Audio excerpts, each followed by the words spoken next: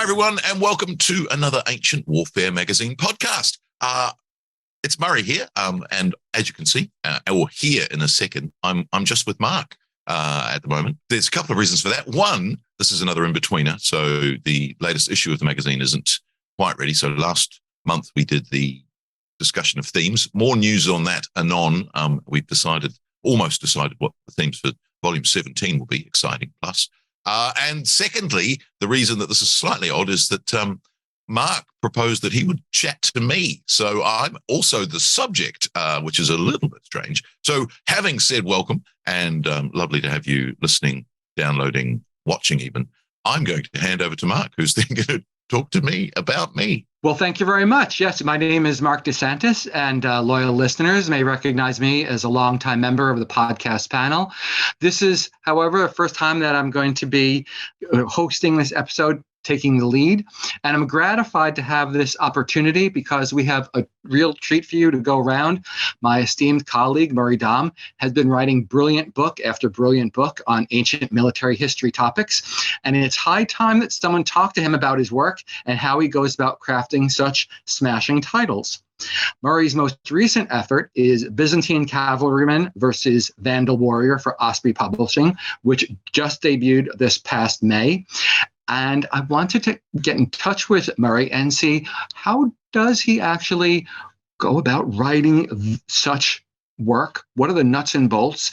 What's it like? So Murray, first let's start off with, why don't you tell us about yourself? Who are you? What other titles have you written? And what's your latest book about? So I call myself an ancient military historian from New Zealand, but I live in Australia. Depending on my hat I'm wearing, this is obviously the Ancient Warfare podcast, so I'll keep that hat on. I have many other hats, whether it be opera singer, opera director, writer of various things, and even historian of opera. I'm that too, and even medieval historian, because I do love medieval history. But my starting passion back in the early 1990s was ancient warfare and ancient history. But at the time, ancient warfare, studying war, was a little bit out of the sort of the cycle that was politically incorrect to like war.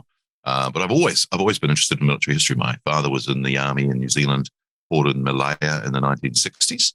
So I've always liked that aspect of military history, and then always liked ancient history. So I think it was really a natural combination of those two things. And so exploring military history in general, but also the nuts and bolts of, to use our producer's term, liminal aspects of ancient warfare that are on the outside, that are peripheral, and a lot of people don't really like to, or they don't consider them in their full context. I've always wanted to explore those sorts of topics. And so even with a work on this one, the latest one that you asked is on Byzantine cavalrymen versus Vandal warriors. So essentially focusing on Belisarius's conquest or reconquest of North Africa in the 6th century. That isn't necessarily liminal. There'll be early Byzantinists and late Roman historians going, that's not liminal. But for most people, it's not in their sort of their wheelhouse. But it's also an area that you can bring in some unread sources and some neglected perspectives, which is always interesting for me to explore that aspect of things. So I've been writing for Caravanserai since inception in 2007. I think I did a count the other day. I'm up to 190 articles for Caravanserai in all its guises, about to hit the 200. And I think it was 2018 I first sort of pitched something to Osprey, which ended up being a combat title on Alexander the Great. And I've been sort of contributing to that field ever since, really. That you have been enormously productive, Murray. Why don't you set the stage for us with writing a combat title, Byzantine Cavalryman versus Vandal Warrior? What was it like in the Mediterranean world in the early 6th century? So it's a fascinating aspect. So I'll speak to the combat title first, and then get on to the specifics of the Byzantines. So the combat title is coming up on its 80th volume. So it's a set format of looking at one particular kind of warrior versus another particular kind of warrior from, warring, not tribes, but warring cultures. And so how you do that is you compare the equipment, organization, tactics, leadership of one combatant and then versus another combatant, but not in general terms, but in the specific terms of a particular troop type. So in this case, it's Byzantine cavalryman versus Vandal warrior. And we're told by our best source, almost only source for the wars, that the Vandals were an entirely mounted enemy. So essentially, it's Byzantine cavalryman versus Vandal cavalryman.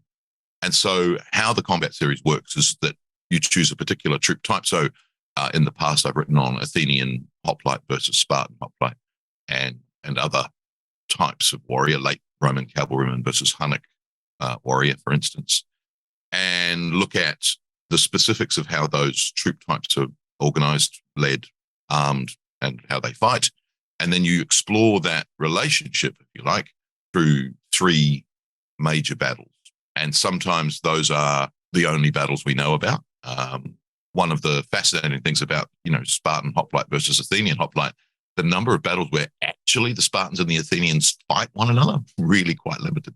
But in this case, I snuck in a fourth battle in this one, so there's a little bit more bang for your buck, because one of the remarkable things about Belisarius's reconquest of North Africa is it's so rapid. He reconquers all of North Africa from the borders of Egypt all the way to the Straits of Gibraltar in about 3 months. Just crazy speed of reconquest. More of that in a minute. And so you look at those three battles in depth. And one, of course, the wonderful things about the Osprey series is you get maps that the author helps create with the cartographer from Osprey, and you give them all the detail and all the information that you have and notate that. So I was digging with this one into, early 20th and late 19th century geographers who were traveling to Tunisia and marking sites on maps. And you're going, I think it might be this one, which is quite cool. And then, of course, the art plates where, again, the artist corresponds with the artist and the editor and makes the artwork to be as accurate as we possibly can make it, which, of course, in some ancient terms is we head into the realm of we don't know. Whereas with some more modern combat titles, whether it be Second World War or even more recent, there's photographs and surviving examples of uniform and, equipment. And so it's like, with that, we're like, here's the only example of a Vandal horseman surviving from North Africa.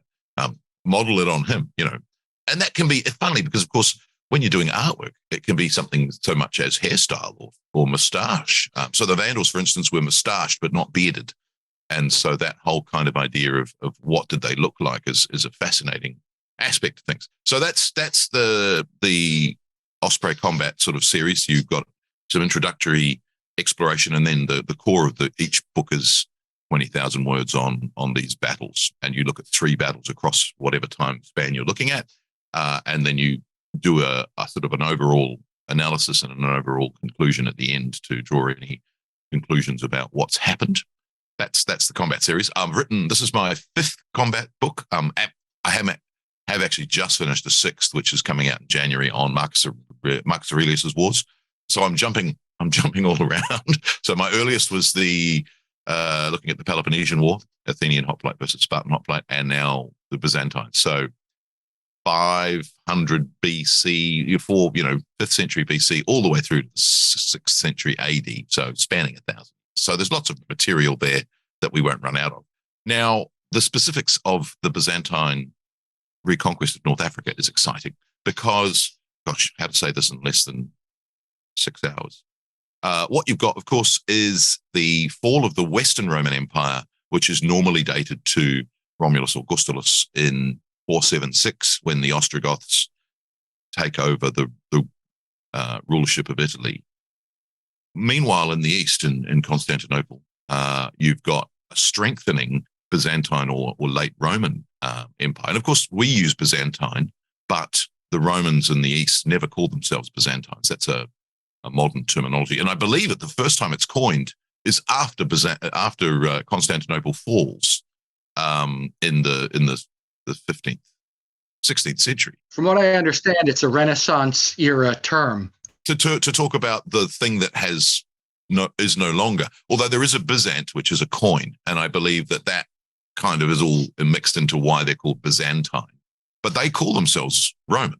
And so you get that in the sources that they talk about Romans, and we tend to translate it a little bit like when earlier sources talk about the differentiation between Lacedaemonian, Laconian, Peloponnesian, and Spartan.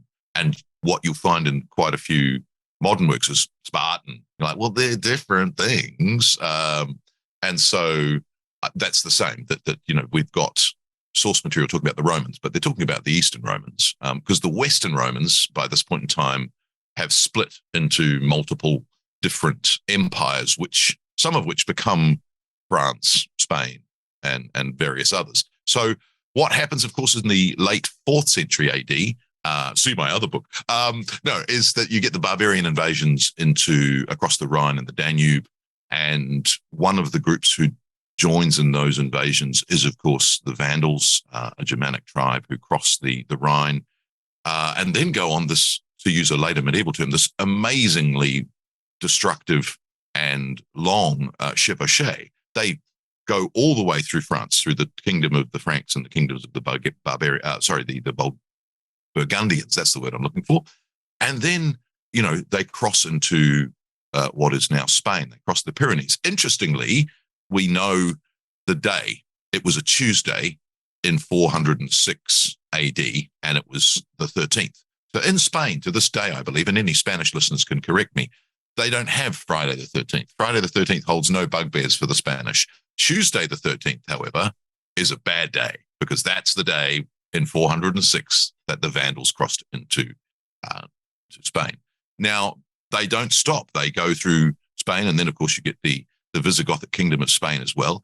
And then they cross over into North Africa in the early 5th century. And remarkably, and again, really quite rapidly in the 430s, they conquer what was Roman North Africa. And they eventually conquer the city of Carthage, and Carthage becomes their capital. And, any reader of Augustine will know that there's a flourishing North African culture, both Christian and non-Christian. Now, interestingly, a lot of them are Arian Christians, as are the Vandals. They're Arian Christians. So again, 6 hours later. So Arian Christianity was one of the schism groups from Nicene Christianity, which of course is the basis of the Roman Catholic Christianity and even the Eastern Orthodox Christianity. But the Arians are a different take. My understanding of the major difference, the major doctrinal difference between the Arians and the Nicenes is about the Trinity. The Arians believed that the Trinity, once, the Father, the Son, and the Holy Spirit, and the Arians believed that, there had to be a time where one of those existed and the other two didn't. And so the Father is slightly more equal than the Son and the Holy Spirit, rather than them all being equal. And that, of course, led to decades of internecine fighting between them, and, persecutions between them, and in fact, death between Arian Christians and Nicene Christians. And politically, that was a big problem between the Vandal kingdom of North Africa, which was an Arian Christian kingdom, and the Byzantine Empire, which was a very fervently Nicene Orthodox Trinitarian Christian polity. And that, again, goes back to these barbarian invasions. So we tend to think barbarian pagan.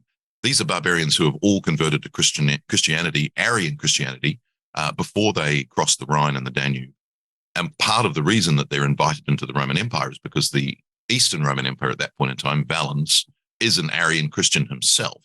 And so, of course, it's a Christian versus Christian invasion, which is something that even historians of it don't really consider the impact of. This is not barbarians of a pagan culture coming in. It's often missed. It is. And so when the Battle of Adrianople was fought in 378, Valens dies. And so, and the Nicene Christians see his death as punishment for his, aberrant Arian faith. And so a great deal of effort. So that's August 378. And it's not until January 379 that Theodosius is chosen as his successor. And one of the prime movers of finding this candidate who's, from Spain, it's a long way away, is that he's a Nicene Christian. And so the Nicene Christianity from that point on is dominant in both West and East Rome. And so the Arians peculiarly are wiped out from a Roman governmental perspective, but most of the barbarian tribes or Germanic tribes are Arian and Christians, and so as are the Vandals.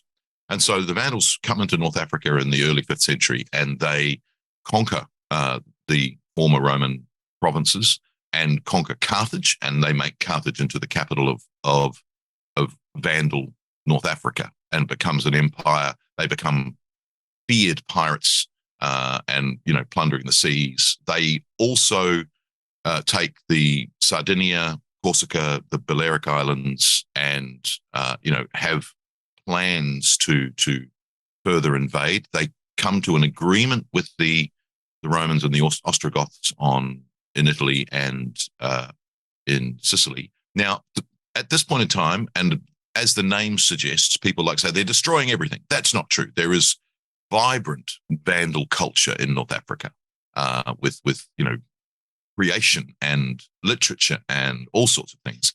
But in 455, they journey to Rome and they ransack Rome.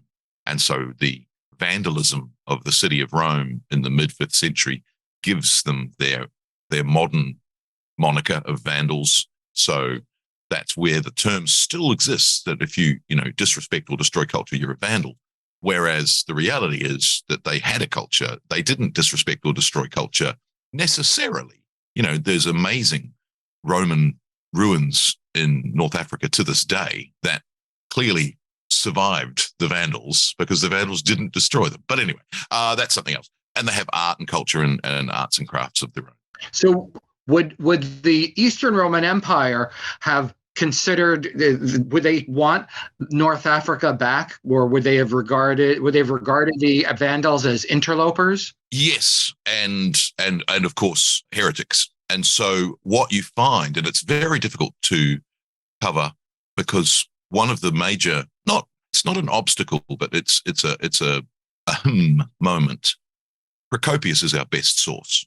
The historian Procopius, the last great historian writing in the Greco-Roman tradition, writing in, and he's an exact contemporary of Belisarius. He serves as Belisarius' secretary and travels with him on campaign. And so he's an eyewitness to many of the things he describes.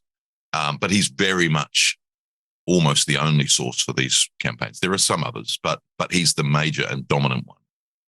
He tells us that the emperor of the East, Justinian I, decides on the reconquista of the former Roman Empire. And so he will lead, well, when I say he will lead, he will send generals to fight and reconquer the former Roman Empire. Now, this is fascinating because at the same time as that, of course, he's got the perpetual enemy of Rome, Eastern Rome, is the Sassanid Persians, and they're still fighting on the eastern frontier. And so Belisarius' early career is indeed in the Persian Wars, and of varied fortunes, wins battles, loses battles, wins battles, loses battles. But in 533, he says to Belisarius, you're going to go and invade Vandal North Africa. And there's all massive opposition, according to Procopius, at court, that this is a terrible idea. It's so far away. It will take a year to get there. It's going to be, who knows what's going to happen when you're there. We have no idea whether you're going to be successful. News is going to take a long time to get back. What a terrible idea. Justinian says, no, this is what's happening. Some people are looking at it, and I certainly view it in a particular light. He gives Belisarius 15,000 men, 10,000 infantry, and 5,000 cavalry.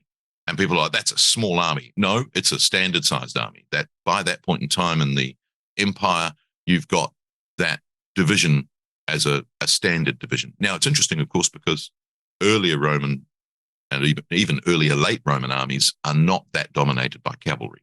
So the fact that you've got 10,000 infantry and 5,000 cavalry, 1/3 of your force as a cavalry army is a new development. That proportion was unheard of in classical times.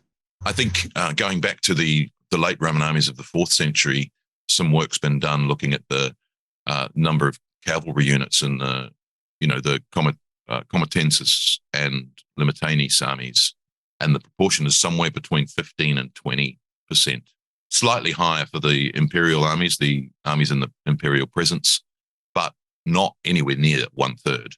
And so that trend sort of tells us of the burgeoning idea of all mounted armies, which you'll get into the 7th century and beyond. Going through your book, I would notice that a large percentage of the Byzantine army consisted of the bucellarii, which were the elite cavalry employed by Justin Belisarius himself. There's also groups of foederati, which were the analog of the auxiliaries of this period. So the auxiliaries of the earlier empire, now they're the foederati. And then there's various regular troops. And I was struck by how the regular army troops were a relatively small portion of the army compared to, say, an army of the classical era.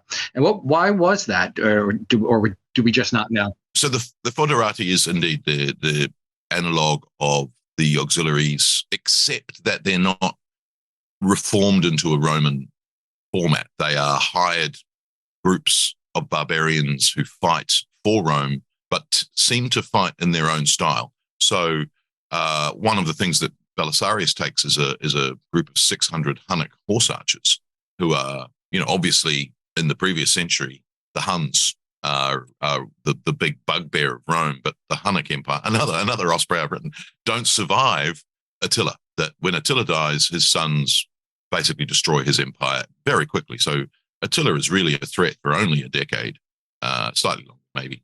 And then the Huns almost disappear as a real threat, but they are a vast source of mercenary troops. And so these foederati, and which comes from, we think, foedus, which is a contract, so they're contracted. And yet weirdly, Belisarius relies on some of these rulers and these leaders of these groups to be his most loyal troops.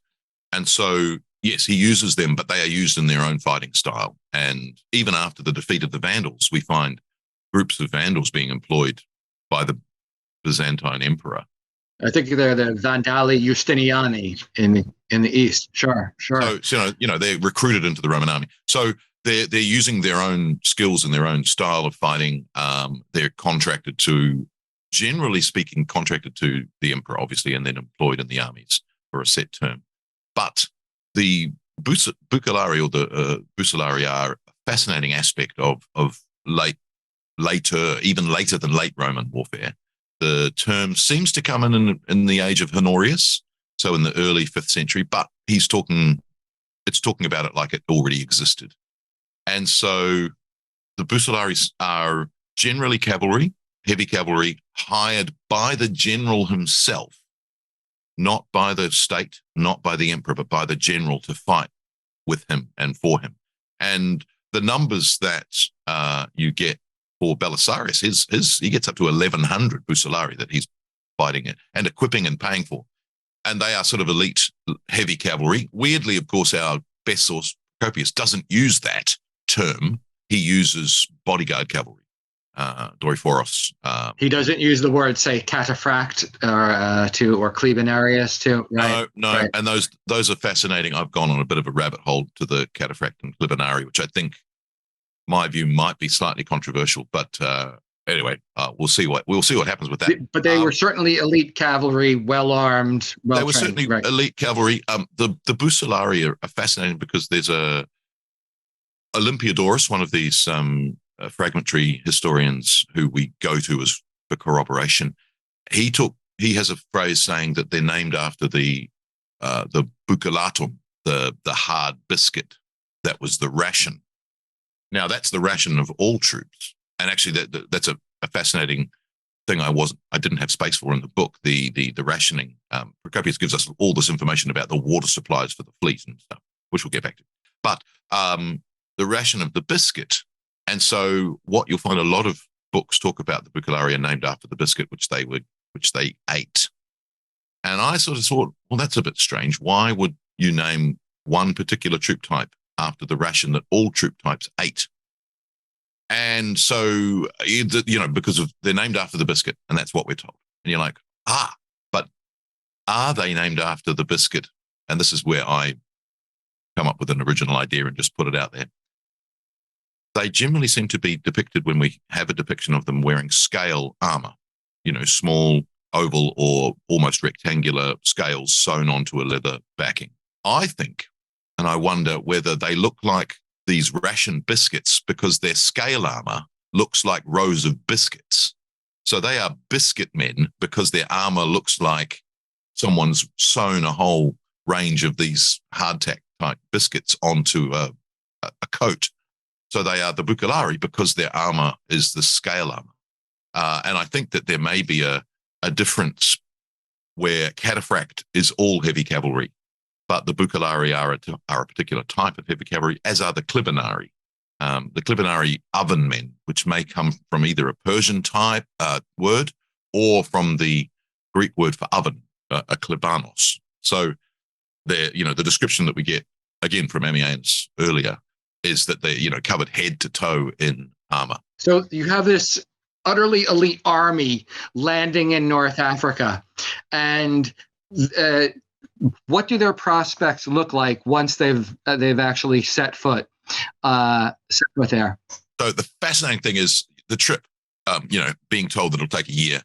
He leaves in June 533 and he lands in September. So it's barely 3 months. There's a problem with the water, but his wife solves that. His wife, Belisarius' wife, travels with him. And the fascinating thing there is that we have from Procopius the wars, 8 books on the wars.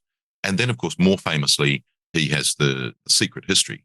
And the picture of Belisarius and his wife, Antonia, in that book is very different from the one in the wars. He's also got a book called On Buildings, which also gives us a little bit of information. And the perspective in all 3 books is very different. You're like, oh, no, our reliable source has undermined himself. The source tradition is fascinating in itself. So he sails around at the Aegean. We get this wonderful muster of troops on the coast of the Peloponnese, and also how he disciplines. So there's a trouble in the ranks. There's murder by one of these Hunnic horsemen, and he basically crucifies them and in front of the rest of the army to restore discipline. And it's interesting because that's sort of viewed as oh dear, how dare he? But it holds discipline. The men remain loyal to him, which is amazing. He then crosses to Sicily, then crosses to North Africa and arrives in North Africa in early September, having not taken a year, having not, lost contact, but very quickly. And amazingly, he lands in North Africa. We don't know where the location that we're given is, probably on the Cape Verde today, but, the ancient name's not quite the same as the modern name, but it seems to be there. And then he marches towards Carthage on the outskirts of modern Tripoli. So he's landed, marches for 10 days, and then fights a decisive battle and essentially beats the Vandals in one sitting 10 days after landing. Now, there's another decisive battle and a third decisive battle. But this first battle is essentially the one that sets the mettle of what he's facing. Now, this is the Vandal Empire that has conquered North Africa. We're given a number of 80,000 warriors, all mounted for the Vandals. Most modern historians don't accept that number. They think 80,000 is the total population, and therefore you're dealing with probably slightly less than half. So even on those numbers, and some people reduce them even further, even on those numbers, you're dealing with 40,000 Vandal warriors versus 15,000 Byzantines. You've also got the issue that if Procopius is correct, and there's no real reason to think he's not, given them the conquest of the Vandals, the idea that they're all mounted is certainly something that is worth bearing in mind. You've got 40,000 cavalry versus 5,000 cavalry of Belisarius's. And so the achievements that he does with those 5,000 cavalry, because in most of his battles, the infantry barely get there. They march, they start, and by the time they arrive, the cavalry have won the battle already at remarkable odds, amazing odds. And one of the views is, the Vandals are, they've become effete. They've become corrupted through soft living for almost a century, not having to fight anyone.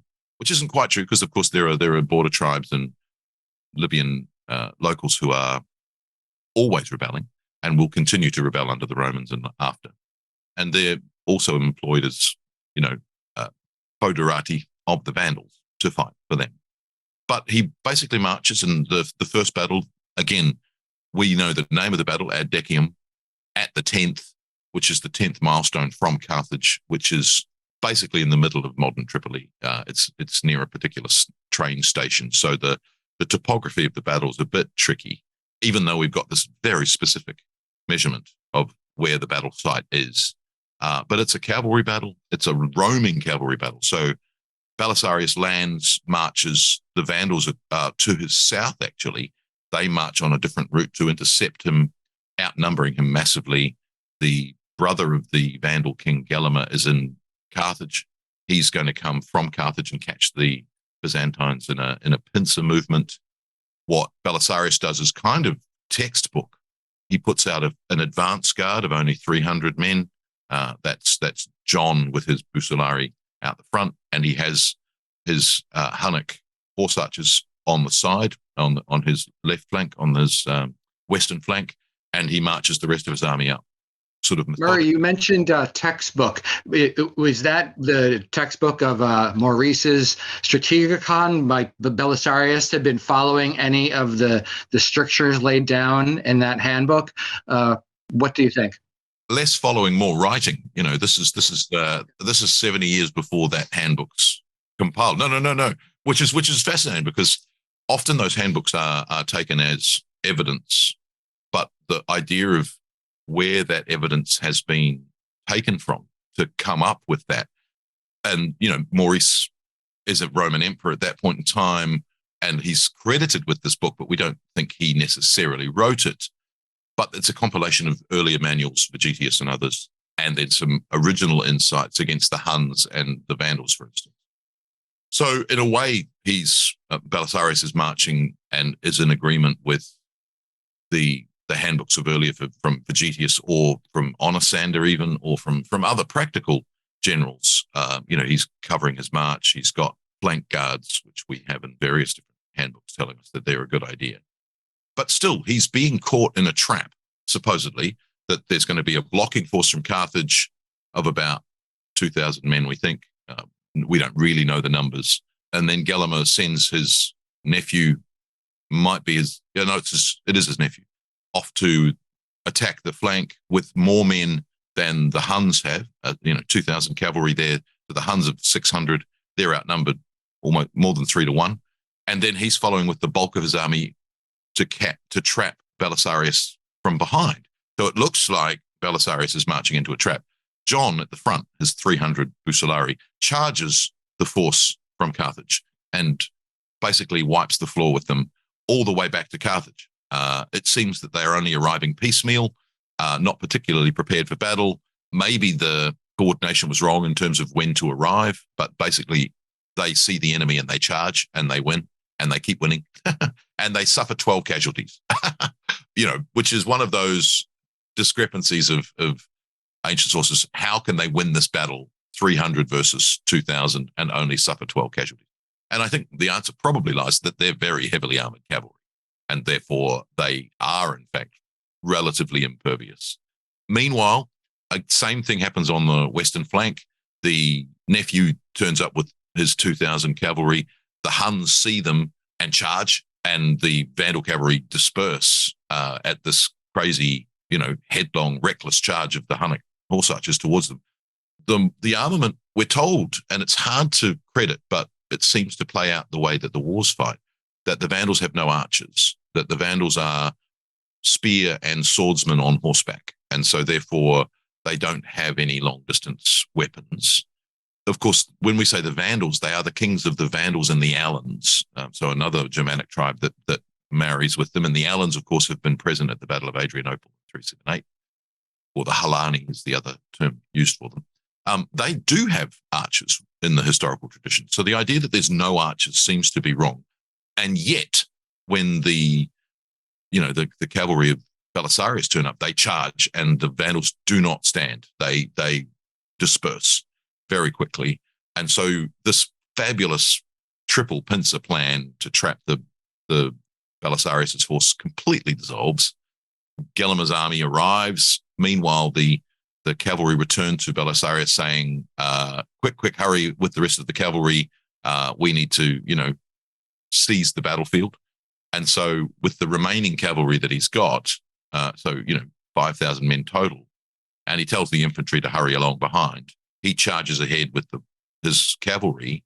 According to the numbers given by Procopius, maybe 70,000 cavalry of the Vandals are there. If we reduce that in modern terms, 30,000 cavalry, and he charges with the remainder of his 5. So probably just over 4,500 cavalry. And he disperses this huge outnumbered number immediately. And so he wins the Battle of Adicium. He then takes Carthage back the next day. And so essentially has reconquered North Africa in 2 weeks. Ridiculous. This is an astonishing victory, and the term that came to mind was coup de main. That is, he just seized it very quickly, and it put me in mind of how Scipio the Younger seized New Carthage during the Second Punic War. That is a strike where the enemy is unprepared and just completely changes the strategic outlook of everything that was going on. And to what do you attribute all of this at root? I mean, there must have been a reason. Is there something to be found in the source tradition? Do you think that the Vandals had become decadent? Do you think maybe the Byzantines were just simply superior soldiers? Was Belisarius that much better? I think probably the Vandals hadn't been fighting Western-style warfare for almost a century. They are, they're still a threat. At the same time as that, the other brother of the king has been sent to Sardinia with 5,000 troops, and he conquers Sardinia. He's then recalled. Probably the nephew that gets killed and defeated on the west flank at that battle is his son. It's unclear. He comes back, and so the Vandals are sort of reunified, and there's this victorious chunk of 5,000 veterans who take the center of the next battle, which ends no better for the Vandals, even though, again, they're completely outnumbered. They completely outnumber the Byzantines, but the Byzantines lead another decisive cavalry charge. And so I think that not necessarily the quality of the troops, the Byzantines are losing battles elsewhere, but it's the way that Belisarius, and I think it is about the generalship of Belisarius, he decisively charges with limited numbers of troops in a way that catches his enemy off guard. I think part of that is down to the heavily armored Bucellari, that he leads them and uses them as a strike force that shatters the confidence, if nothing else, of the enemy and makes them disperse. Belisarius dared greatly and won. That is, he risked all, and it worked out for him. So he takes Carthage. He defeats the Vandals again at Tricambrum a few months later. It's, I think, December of 533. And let's see, but the fighting in North Africa is not at an end. Well, it's pretty much at an end, because by that point in time, and this is where we, the source of Procopius suggests that there's opposition to Gelimer's leadership. So Gelimer seems to persecute Nicene Christians, and it would seem that there is some opposition within Vandal leadership. Some of them either more tolerant or have converted, because there's a whole heap of Vandal nobles who go and take sanctuary in the churches of North Africa and surrender to Belisarius. But Gelimer himself goes and takes refuge on a mountain. We don't know where, which is fascinating, even to this day, Mount Annaba. Even the location of the mountain isn't clear, but where he stays with the local population isn't clear. But he's basically besieged on the mountain, again by one of these loyal foederati commanders of Belisarius. He doesn't come down and surrender. And of course, there's a much more famous picture of the defeated Gelimer from that perspective of, accused of cannibalism as they're starving to death on this mountainside and all sorts of peculiar things. And there's a later tradition of poetry and all sorts of things. So he doesn't surrender until March the following year. So if you're basically saying, well, we'll only count it when the big bad guy is actually defeated, it's from September 533 until March 534. But the last battle is the 15th of December, Tricamarum, in 533. So essentially between September 10th and December 15th, he's reconquered all of North Africa. And he dispatches troops to the Straits of Gibraltar and to Cyrenaica, on the borders of Egypt to secure the reconquest, which is in any terms a lightning campaign of reconquest. Then there's the Vandals are hired, and this is where the Byzantine nature of warfare at this time takes over. He's done nothing but prove his loyalty and will continue to prove his loyalty to Justinian, but he's got jealous subordinates within the Byzantine community. It would seem that all of his foederati and bucellari loyal to him, but that the other Byzantine politicians are ambitious and jealous. They send word back to Justinian that Belisarius is thinking of setting himself up as an emperor. And so, don't trust him. He intercepts that letter, fascinating. And so he's stuck with, and it's, again, there's games being played by Justinian. He says, well, you can stay and govern North Africa, or you can come back and have a triumph, the last recorded triumph in Roman history. And Belisarius, having caught this letter, knows that this is a test. And so he says, I will come back. I will bring Gelimer, with me, and, it will be a triumph. And so he does that to show that he's not interested in setting up an empire. So he returns to Constantinople, has a triumph in the Hippodrome there, and shows that he's not a threat. He has to show that several times later in his career. Meanwhile, and this is where the picture in the Secret History and other perspectives on Justinian come to the fore. Explain a little bit more about the source tradition, because there's the Procopius you mentioned is the primary source. There his wars. There is his secret history, also known as the Anecdota. And then here he has his On Buildings. Explain how all of these things fit together and how maybe they inform, and then how maybe they may differ in their portrayal. Procopius is hired by Belisarius when he's serving in the east against the Persians. And he then accompanies him to North Africa, then accompanies him later to Italy. They fall out.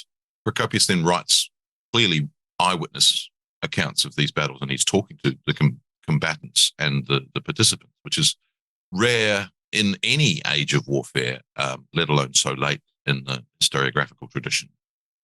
He does make some errors, and he does use terminology that's not the terminology we use. Like I said before, he doesn't use cataphract, he doesn't use bucellari, he uses bodyguard. But for the most part, his account is entirely reliable.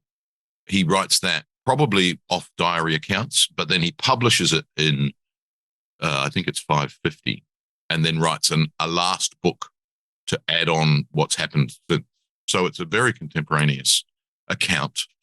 Both Justinian and Belisarius die in the year of 565, and he later writes a secret history, which is a completely different take. They're all horrible. They're all, it's where he tells us about the billion people that have been killed in the wars of Justinian, and that he was a horrible emperor. His wife was a horrible empress. Belisarius was a stooge for his wife, Antonia, who was ambitious and all. And so that it's hard to know how you relate the two, because they do contradict. And a lot of people take the secret history as verbatim true in comparison to the wars. Whereas I think it's probably more a little tongue-in-cheek and more a little bit like Lucian. It's a satirical picture rather than a verbatim picture.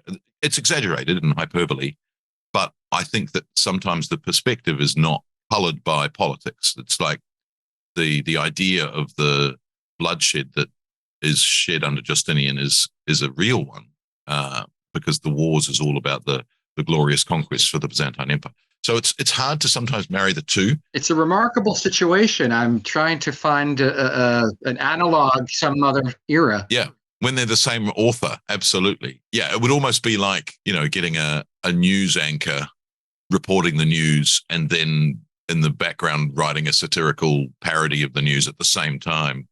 But I think, the how you value the two is the tricky thing. And of course, there are other historians, most of whom are lost to us, but there are some who survive. The later church historians, I mentioned Olympiodorus, another one's Agathias, and some others and these chronicons, which are floating around, and they give us very brief insights, but often the insights are useful. They give us the dates of the battles, they give us a victory, whereas in the nuanced account of Procopius, for instance, victory isn't necessarily obvious, and you get this chronicon account with an entry for a particular year. It says victory, and you're like, oh, so clearly that was the picture being presented, not this kind of like, well, did we win? Was it a victory? Not quite sure. There were some losses as well. Meanwhile, the big picture, broad brushstrokes elsewhere in the empire is victory. You can almost see the headline of the World War II headline, victory in North Africa. With regard to writing the history, that is, when you write the history, is it difficult to have to go to so many different disparate sources for little tidbits, scraps here and there, and try to fit them in some sort of constellation? Because obviously you've got Procopius as I would guess the sun of your solar system in terms of your source, but even he is a little complicated because he's got the secret history. But then there's all of the various other church historians, and that is, what's it like? You're writing as a professional historian, trying to integrate all of these sources into a coherent narrative. Well, I think the role of the ancient historian is still that idea, that making a cohesive history of that constellation, joining those dots, is absolutely the aim. And when you've got a dot that doesn't fit, when you've got a contradictory source, or a source that says something from left field in comparison to the others, that's where you're like, how do we make that fit in? And sometimes you can't. Sometimes that's a completely different tradition, and it's hard to do. With the North African history, it's because it's dominated by Procopius, who is reliable. The throwing out Procopius's account means we know nothing. But the number of points where you have to seriously modify what he says is very few. In some cases, the other historians provide corroboration and give insight. So Agathias, for instance, is talking about his numbers are often used about the reduction under Justinian of the size of the Roman army. In that regard, it's really fascinating because he's talking about how many soldiers there used to be and how few there are now. I think off the top of my head, it's 650,000. We think under Constantine, and now it's 150,000.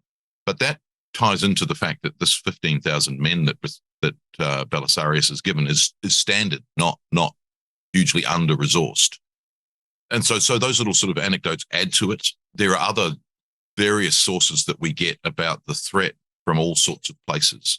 And I think that's one of the joys of being a historian, is finding obscure sources and tidbits of information in unlikely places and joining them all together.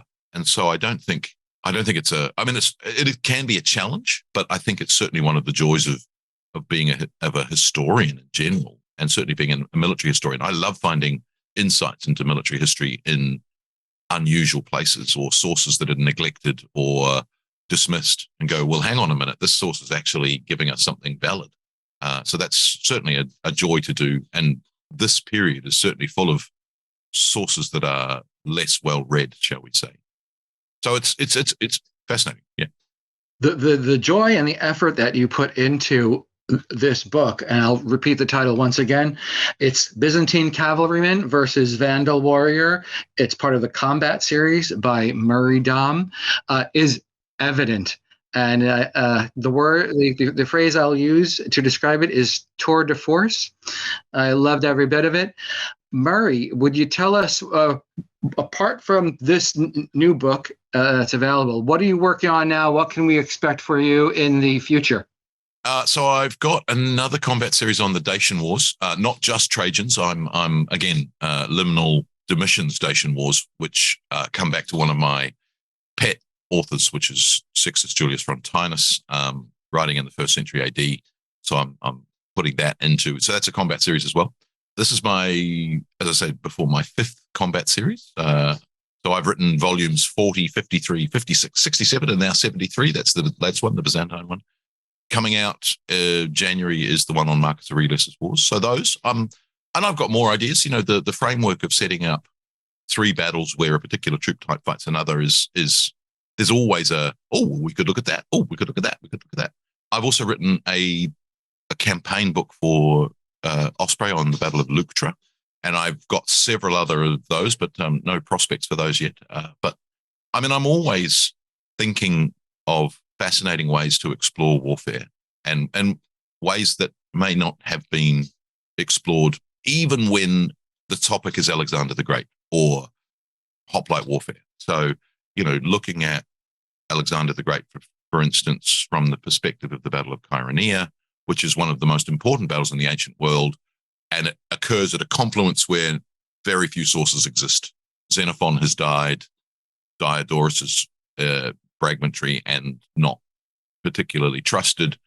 All the other historians around it, Polybius and others, haven't yet started their narrative because it's not Alexander's conquest, so it's not dealt with very briefly by Arrian and the other Alexander historians. So it's this wonderful moment in the 4th century BC where the most important battle for centuries is ignored. But I think there's enough to make a picture of it. And I think fascinating for me, Alexander learns all of his lessons at that one battle. If you compare what we know of Chaeronea to what he does in Persia, he's learned all of his lessons at that one battle.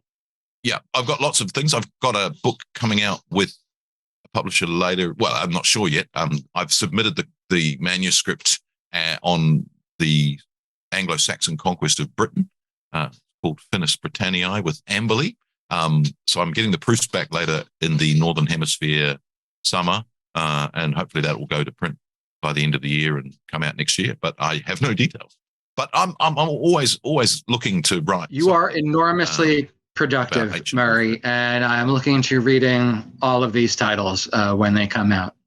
So thank you very much for joining us today to talk about this. Thank you. Fabulous. Thanks.